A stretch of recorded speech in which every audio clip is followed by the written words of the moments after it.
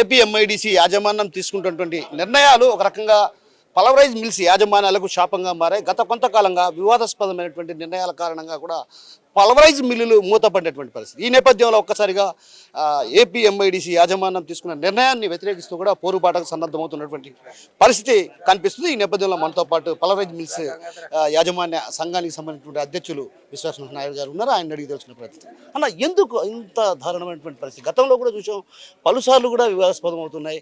గతంలో ఏదైతే వైఎస్ రాజశేఖర రెడ్డి హయాంలో పెద్ద ఎత్తున పలవరైజ్ మిల్స్ అంటే చిన్న పరిశ్రమలను ప్రోత్సహించే దిశగా అడుగులు వేసినట్టు, ఆ తర్వాత క్రమక్రమేపీ 400, తర్వాత 130, ఇలా ఎందుకు అంత నిబంధనలు సడలించాల్సినటువంటి అవసరం వచ్చింది?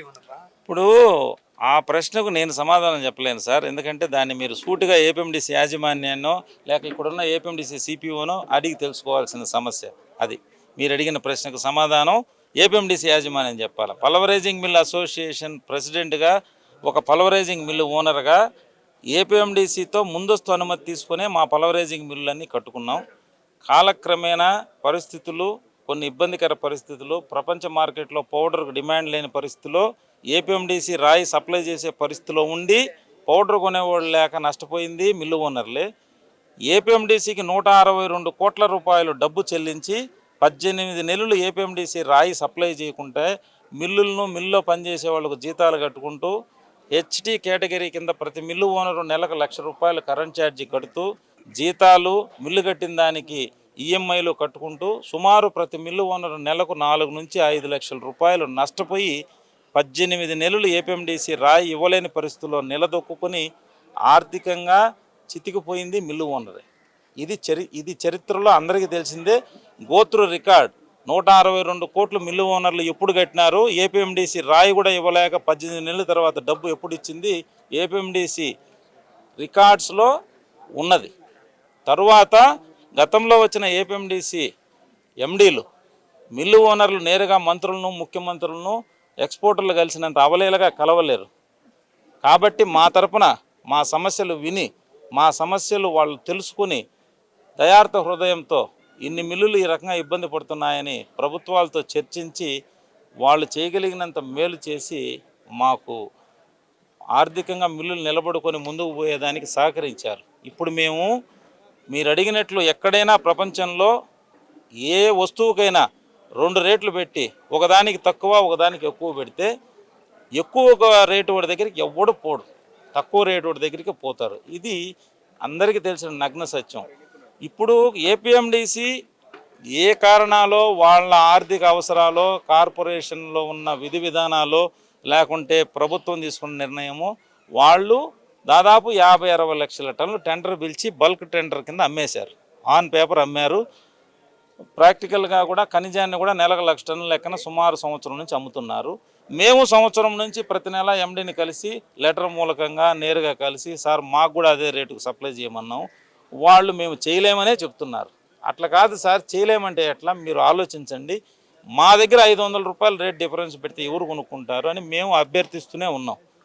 ఏదో ఒక రకంగా మాకు న్యాయం జరుగుతుందనే ఆలోచించుకుంటూ ఆశగా ఎదురు చూస్తున్న తరుణంలో నిన్న 14వ తారీఖున జనవరి 14 సంక్రాంతి పండుగ రోజున టెండర్ వదిలారు.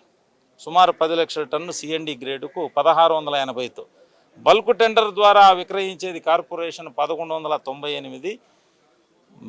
మొన్న వదిలిన టెండర్లో సిఎండి గ్రేడు 10 లక్షల టన్ను సంవత్సర కాల పరిమితికి పెట్టింది 1680. అంటే ఇప్పుడే సుమారు 500 రూపాయలు, స్థూలంగా 480 470 డిఫరెన్స్ ఉంది. సో ఇప్పుడే మా దగ్గర కొనేవాళ్ళు లేరు. రేపు 1680 ఎంత పెరుగుతుంది? ఎంతో పెరుగుతుంది కదా, అది 10 రూపాయల 100 రూపాయల ఎంతో కొంత పెరుగుతుంది కానీ తగ్గదు, మినిమం రేట్ అది. కాబట్టి ఇంకా మాకు ఈ టెండర్ అయిన తర్వాత ఏపీఎండిసి మా గోడు వింటది, మాకు ఏ రకంగా న్యాయం చేస్తుందో అర్థం కాని పరిస్థితుల్లో భయాందోళనకు గురయ్యే ఈ సమావేశం. కాబట్టి మేము మీ అందరి ద్వారా ప్రభుత్వానికి తెలియజేస్తున్నాం, ఏపీఎండిసి యాజమాన్యానికి తెలియజేసుకుంటున్నాం. మేము మనుగడ సాగించాలన్నా మిల్లులో మళ్ళీ వ్యాపారంగా ముందుకు సాగి ఈ వేల మంది కార్మికులకు ఉపాధి కల్పించి మిల్లు ఓనర్ నిలబడాలన్నా మీరు మాకు తగ్గించమని మేము అడగట్లేదు. బల్క్ టెండర్ ద్వారా ఏమి రేటు నిర్ణయించి అమ్ముతున్నారో 50 లక్షల టన్ను 60 లక్షల టన్ను మీరు అమ్ముతున్నారు, ఓకే అమ్మండి. దాంట్లో ఏమన్నా 50 లక్షల టన్ను వాళ్ళకి ఆపేసి మాకు ఇమ్మని మేము డిమాండ్ చేయడం లేదు, అభ్యర్థించలేదు. మిగిలిన 50 లక్షల పోను మిగిలిన ఖనిజం ఉంది కదా, ఇంకా 30 లక్షలు 40 లక్షలు ఉంది, ఇంకా మన ఖనిజం వస్తూ ఉంది. క్యాష్ అండ్ క్యారీ కింద మీకు ఇస్తున్నామంటున్నారు కదా, ఆ 50-60 బదులు ఇంకో 10 లక్షలు 20 లక్షలు అదే రేటుకు మిల్లర్స్కి వచ్చే నష్టమేందో ప్రభుత్వం ఆలోచించాలా, ఏపీఎండిసి యాజమాన్యం ఆలోచించాలా, ఇప్పటి వరకు మిమ్మల్ని కూర్చోబెట్టి చెప్పిన సూక్తులు చెప్పిన పెద్ద మనుషులు ఆలోచించాలా. 50 లక్షల టన్నులు బల్క్ టెండర్ ద్వారా అమ్మితే లేని నష్టం ఈ పల్వరైజింగ్ మిల్ వాళ్లకు 10 లక్షలు 15 లక్షలు డబ్బు తీసుకొని ఎప్పటికప్పుడు మేము అడిగినంత ఇస్తే ఏ రకంగా నష్టమో ఆలోచించని మాకైతే అర్థం కాలేదు. లేదా అర్థమయ్యేటట్టు మీకన్నా చెప్పినా సంతోషం. ఇంకో విషయం ఇక్కడ ఏదైతే మీకు మిల్లులో అక్కడ రాయిస్తుంటే మీరు పొడి చేసుకొని అమ్మమని ఆంక్షలు పెట్టడాన్ని ఎలా చూడాలి? ఇప్పుడు కార్పొరేషన్ మమ్మల్ని అలో చేసిందే మీరు వాల్యూ యాడెడ్ ప్రోడక్ట్ తయారు చేసి ఖనిజాన్ని ముడి ఖనిజాన్ని పౌడర్గా తయారు చేసి వాల్యూ యాడెడ్ ప్రోడక్ట్ చేసి ఇవ్వండి, తద్వారా ఎంప్లాయ్మెంట్ వస్తుంది, తద్వారా ఫారిన్ ఎక్స్చేంజ్ విదేశీ మారక ద్రవ్యం భారతదేశానికి ఎక్కువ వస్తుందన్న ఉద్దేశంతోనే మాకు రాయి ఇచ్చారు. వాళ్ళలో ఒకరో ఇద్దరో ముగ్గురో విధి లేకనో గతి లేకనో ఈ నిబంధనలన్నీ పెడితే కొనలేకనో ఎవడికో షిప్మెంట్ తక్కువ వచ్చి ఒకరిద్దరి దగ్గర ఆ రాయి కొని ఉంటారు ఆర్డర్ లేక. అంటే రాయిని పౌడర్ చేయకుండా రాయి అమ్మారు. అది పెద్ద నేరంగా చిత్రీకరిస్తే అది వాళ్ళ విజ్ఞతగా మేము వదిలేస్తాం. అది కూడా వద్దు, పౌడరే చేసుకుంటాం. మొన్న పోయి చెప్పొచ్చాం సార్, ఎవడో బుద్ధి లేని వాళ్ళు కొంతమంది బుద్ధి లేకనో గతి లేకనో తప్పనిసరి పరిస్థితుల్లో చేసుకొని ఉంటారు. కార్పొరేషన్ ఏనాడు మీరు సిఎండి గ్రేడ్ ఏం చేశారని మమ్మల్ని అడగను లేదు, మేము చెప్పను లేదు. గతంలో ఉన్న ఎండీలు కూడా ఏ గ్రేడ్ బి గ్రేడ్ మీరు ఏం చేశారని లెక్కలు అడిగారు, వాటికి సమాధానం చెప్పాం. ఇప్పుడు మీరు సిఎండి కూడా అడుగుతున్నారు కాబట్టి మీరు సిఎండి అడుగుతున్నారు, దాన్ని కూడా ఇప్పటి నుంచి ఖచ్చితంగా పౌడరే చేస్తాం. కాబట్టి మాకు కూడా న్యాయం చేయండి అని చెప్పినాం. దాన్ని ఆయన విని ఓకే అని మళ్ళీ డీవోలు రిలీజ్ చేయడం జరుగుతున్నది. ఇప్పుడు ఒకటి కార్పొరేషన్ ఒకటే రేటన్నా పెట్టి అమ్మండి అందరికీ, లేదా ఏదేని కారణం చేత మీ విధి విధానాలు మార్చుకొని ఒకరికి తక్కువ ఒకరికి ఎక్కువ ఇస్తే ఇచ్చుకోండి, కానీ ఆ తక్కువ ధరకే పల్వరైజింగ్ మిల్లర్స్ కూడా ఇవ్వండి. లేదా మేము మనుగడ సాగించలేం, ఈ మిల్లులు రన్ చేయలేం. దీనికి ఏం ఆలోచిస్తారో ఏపీఎండిసి యాజమాన్యము ప్రభుత్వము ఆలోచించి నిర్ణయం చేయమని వేడుకుంటున్నాం. ప్రధానంగా ఇప్పటికే పల్వరైజ్ మిల్స్ దాదాపు 170కి పైగా ఉన్నటువంటి పరిస్థితి, ఇప్పటికే 70 మూతపడినటువంటి పరిస్థితి, మరో ఉంటే ఒక 100 లేదంటే 80 ఉన్నాయి. అయితే ఇవి కూడా మూతపడితే ఒక రకంగా వేలాది మంది కార్మికులు కూడా రోడ్డున పడే పరిస్థితి ఉంది కదా. ఈ నేపథ్యంలో ప్రభుత్వాన్ని ఏమైనా అదేవిధంగా మీరేమన్నా మంత్రులను కానీ కలిసి వాళ్ళకి ఏమైనా విన్నవించుకునే అవకాశం ఉంది? ఇప్పటికైతే ఏపీఎండిసి యాజమాన్యానికే విన్నవించుకుంటూ ఉన్నాం. ఇప్పుడు మీ ద్వారా మంత్రి గారిని, ప్రభుత్వాన్ని, ముఖ్యమంత్రి గారిని కూడా ఈ సమస్య వైపు దృష్టి సారించి మాకు న్యాయం చేయమని సవీరంగా కోరుకుంటున్నాం. ఇక్కడ ఈ సమస్య ఇప్పుడైతే మీ ద్వారా అందరికీ తెలిసిపోద్ది. నిన్నటిదాకా తెలుసో లేదో మాకైతే తెలియదు. మేము చిన్న వ్యాపారస్తులం, ఎక్స్పోర్టర్ల మాదిరిగా అనుకున్నదే తడువుగా నేరుగా పోయి మంత్రులను ముఖ్యమంత్రులను కలిసే స్థాయి కాదు మాది. మేము ఒక చిన్న వ్యాపారస్తులం కాబట్టి మా ఎండీ గారిని అపాయింట్మెంట్ అడిగి పోయి కలిసి వస్తూ ఉంటాం, ఆయనకే చెప్పుకుంటున్నాం. గతంలో కూడా ఏపీఎండిసి యాజమాన్యం ఏపీఎండిసి ఎండీలకే మొరపెట్టుకుంటున్నాం. మా సమస్యలు ఏదో విని ఓ రోజు వెనకో ముందో తీరుస్తూ ఉన్నారు. ఇప్పుడు ఇది సమస్య కాదు, బాధ్యత. పల్వరైజింగ్ మిల్లులు మీరు అంటున్నారు 170, 100 మూతపడిపోయినాయి, 70-80 ఉన్నాయి. ఆ 70-80 కూడా లేకుండా పోతాయి. ఒకవైపు ముఖ్యమంత్రి గారు ఎముకలు కొరిగే చలిలో తిరుగుతూ ఎంప్లాయ్మెంట్ జనరేట్ చేయాలని ఆయన తిరుగుతుంటే, ఈ ఉన్న మిల్లులకు మీకు మేము ఆ రేటుకి ఇంకొక 500 ఎక్కువ రేటుకి ఇస్తాము, మీకు ఇష్టమైతే తీసుకోండి లేకుంటే లేదు అనే ధోరణిలో కార్పొరేషన్ ప్రవర్తించడం ఎంతవరకు కరెక్టో ఇప్పుడు మీరే చెప్పారు. సిపిఓ గారు సుదీర్ఘ వివరణ ఇచ్చారని. ఆయన ఇచ్చిన వివరణ, నేను ఇచ్చిన వివరణ టెలికాస్ట్ చేయండి, ప్రభుత్వమే నిర్ణయిస్తుంది. లేదు ముఖ్యమంత్రి గారు అది కరెక్ట్ కాదు, అదే కరెక్టు అని ఆయన నిర్ణయం తీసుకుంటే ఇంక మేము చేయగలిగింది ఏముంది? ప్రభుత్వానికి తెలియపరచడమే కదా. ఇది తెలిసి జరుగుతుందా, తెలియక జరుగుతుందా, న్యాయమా అన్యాయమా, అవన్నీ అంత వివరణ మేము పోదలుచుకోవాలా. మాకు ఇస్తారని ఇన్ని రోజులు ఆశగా ఎదురు చూసాం. ఇప్పుడు టెండర్ పిలిచారు, ఇంక ఇచ్చే అవకాశం ఉండదు. ఆ టెండర్ ఫైనల్ అయితే ఆ రేటుకు మీరే చెప్పండి, ఆలోచించండి. ఒక వస్తువును ఒకరికి 100 రూపాయలకు ఇంకొకరికి 80 రూపాయలకి ఇస్తే 100 రూపాయలకి ఎవడన్నా కొంటాడు, 80 రూపాయలకే కొంటాడు. అది క్వైట్ కామన్, ఏ మినరల్ అయినా ఏ వస్తువు అయినా. కాబట్టి ఇది ప్రజెంట్ మా పరిస్థితి.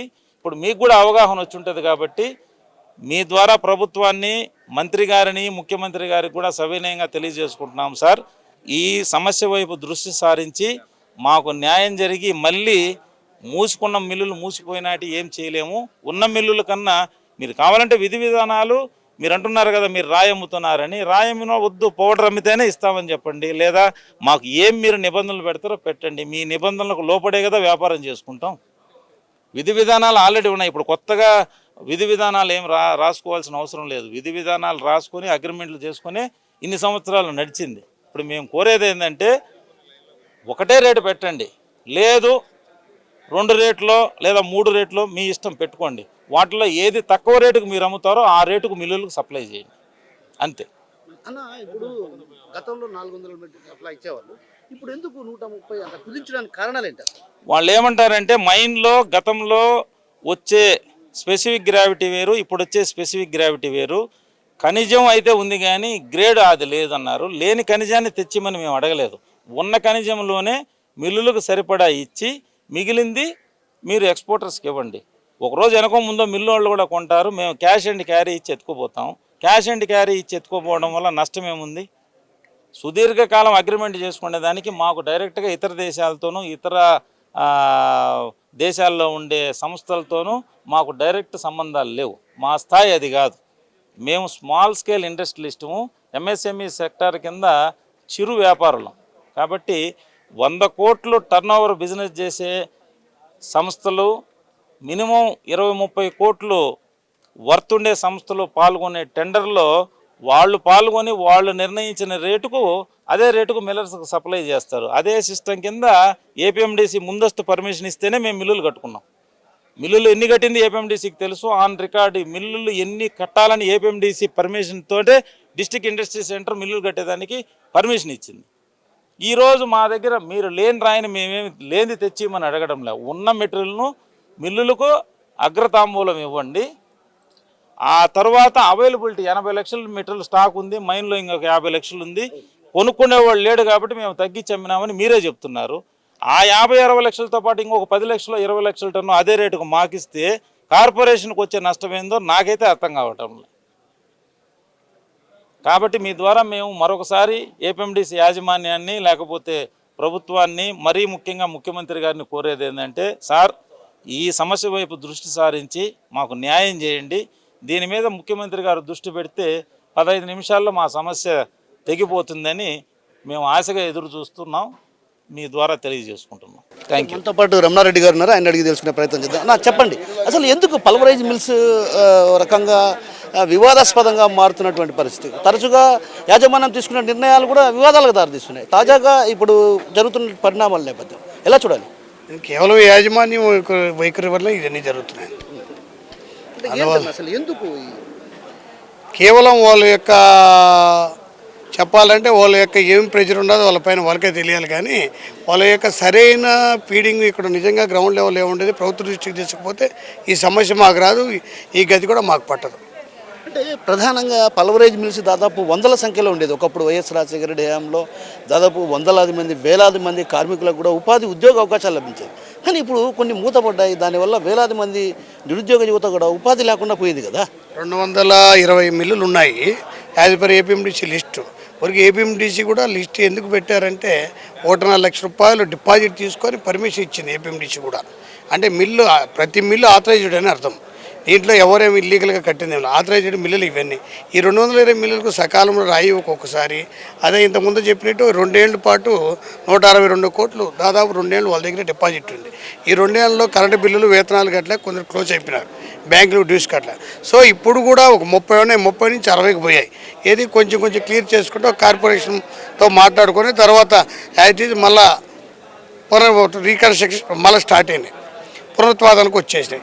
ఇందులో కూడా ఇప్పుడు ఈ రేట్ 500 కదా, 500 కాదు కానీ 500 అనేది బేసిక్ రేట్ తేడా. రేపు ఇంకా పెరిగే అవకాశం ఉంది, 100 నుంచి 200 రూపాయలు కూడా పెరిగే అవకాశం ఉంది. అంటే 700 కూడా కావచ్చు. అంటే మా మిల్లుకు మినిమం 8 అన్న ఆడామనుకోండి ఒక మిల్లు పర్ మంత్, వాళ్ళకు మాకు 5 నుంచి 6 లక్షలు వేరియేషన్ ఉంటుంది. అంటే పర్ మంత్ ఓన్లీ ఇది. సో 5 లక్షలు వేరియేషన్ ఉంటే మిల్లులోనే మాకు మిగిలేదు 50 లక్షలు. 5 లక్షలు మేము రేట్ ఎక్కువ పెట్టుకుంటే మా మనుగడ సాధ్యం కాదు కదా. సో ఇక్కడ ఇంకోటి ఏంటంటే మిల్లు యాజమాన్యాలకు కూడా అది ఏదైతే ఏ గ్రేడ్ కానీ బి గ్రేడ్ కానీ కుదించడాన్ని, అంటే డిఫరెన్స్, అంటే రేటు వాళ్ళకి ఇచ్చే రేటుకు మీకు ఇచ్చే రేటుకు చాలా వ్యత్యాసం ఉన్నాడు. సో ఎలా చూడాలి దీన్ని? కేవలం యాజమాన్యం వైఖరి అంతే, ఇందులో ఏమీ లేదు. అంటే ఏ గ్రేడ్ బి గ్రేడ్ కూడా క్వాలిటీ ఉంది అంటున్నారు కదా. క్వాలిటీ లేదు quality A grade B grade మాకు ఏ గ్రేడ్ ఇవ్వట్లేదు కదా, ఎందుకు ఇవ్వట్లేదు అంటున్నారు? రాయి లేదంటారు, మైండ్స్లోనే రాయి లేదు. ఇప్పుడు మేము మాట్లాడితే 80 సి గ్రేడ్ సి+D గ్రేడ్ డబ్ల్యూ గ్రేడ్ ఇది, అదైతే ఉంది 80 లక్షలు. అదే ఇప్పుడు మేము అడుగుతున్నాం, అదే మాకు మీరైతే ఏదైతే first lowest rate tender accept చేశారో 1199 రూపాయలకు అదే రేటు మాకు ఇచ్చి మా మనుగడను కొనసాగించండి, మాకు సపోర్ట్ చేయండి అని అడుగుతున్నాం ప్రభుత్వాన్ని వాళ్ళని. అంటే భవిష్యత్తులో ఒకవేళ ఈ ఏదైతే మంగంపేట నుంచి మీకు పల్వరైజ్ మిల్స్కు గనులు ఇవ్వకపోతే పరిస్థితి ఏంటి? పరిస్థితి ఏం లేదు, వేరే మేము కట్టిన ఈ పరిశ్రమలకు వేరే కూడా మినరల్ దీనికి సూట్ కాదు, కేవలం వెరైటీస్ పైన ఆధారపడిన పరిశ్రమలు ఇవి. సో మా జీవితాలే నాశనం అయిపోతాయి అంతే. పెట్టిన పెట్టుబడి కదా ఆత్మహత్య చేసుకునే పరిస్థితి వస్తాయి మిల్లు వనరులు. ఆల్రెడీ కొందరు ఊర్లో వదిలేసి వెళ్ళిపోయినారు, బ్యాంకులో డీలు కట్టలేకపోయారు, అందరి పరిస్థితి ఆల్మోస్ట్ అదే మాదిరిగా ఉంది. ఏదో కొంచెం వస్తున్నాం, అది కూడా ఇంకుండేది 4 ఏళ్ళు మాత్రమే. ఈ మైన్స్ యొక్క జీవితకాలం 4-5 ఏళ్ళని వాళ్ళే చెప్పారు యాజ్ పర్ రికార్డ్స్. సో ఈ 4-5 ఏళ్ళనంటే కొంచెం బెటర్ అవుతుంది, లేకుంటే పూర్తిగా ఇబ్బంది అవుతుంది. Thank you.